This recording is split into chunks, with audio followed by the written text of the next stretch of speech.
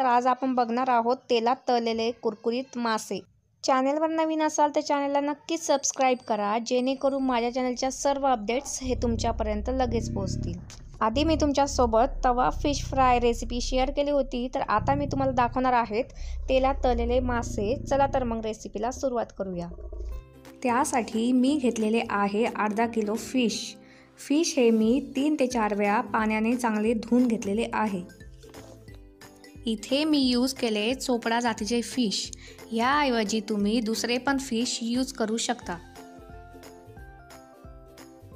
Fish fry बनवण्यासाठी आपल्याला लागणार आहे कॉर्नफ्लॉवर म्हणजेच मक्याचे पीठ, बारीक रवा, मीठ, आलं लसूण पेस्ट, फिश फ्राय मसाला, लिंबू,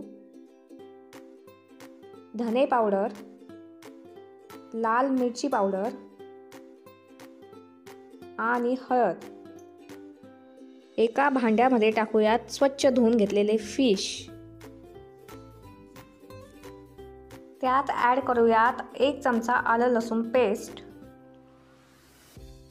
अर्धा चमचा हळद पावडर, 1 चमचा लाल मिरची पावडर, फिश फ्राय मसाला। इथे मी 3 चमचे फिश फ्राय मसाला यूज केलेला आहे।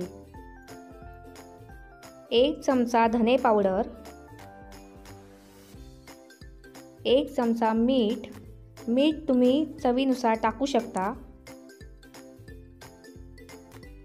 अर्ध्या लिंबाचा रस।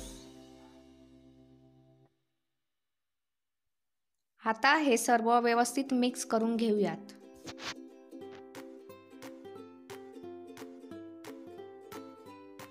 हाताच्या साहाय्याने मी सर्व मसाला फिशला व्यवस्थित लावून घेतलेला आहे, तुम्ही व्हिडिओमध्ये पाहू शकता।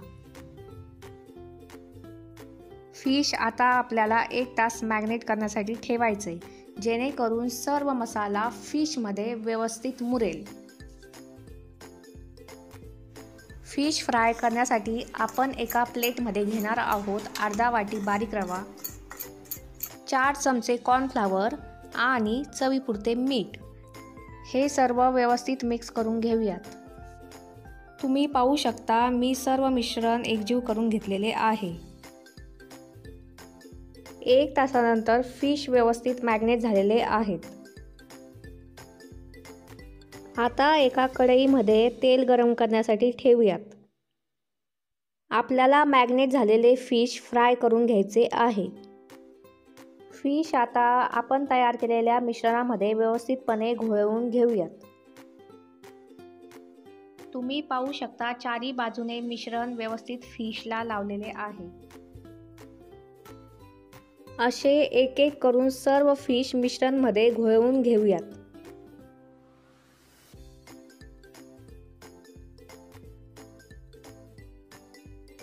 तेल गरम झालेले आहे। आता एक एक करून सर्व फिश तेलामध्ये सोडूयात।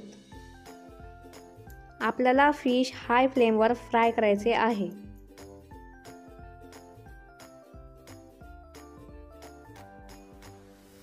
दोन मिनिटांनी झाऱ्याच्या साहाय्याने फिश उलटून घेऊयात। फिशला चांगला ब्राउनिश कलर येऊपर्यंत आपल्याला फिश फ्राय करून घ्यायचे आहे।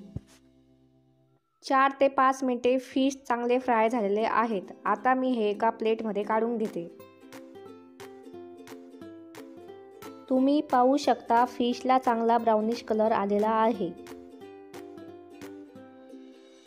अशा प्रकारे एक एक करून आपण सर्व फिश फ्राय करून घेऊयात। तर तयार आहेत आपले फिश फ्राय। सर्व करण्यासाठी एका प्लेटमध्ये काढून घेऊयात। कॉर्नफ्लॉवर यूज केल्याने फिशला चांगला कडकपणा येतो।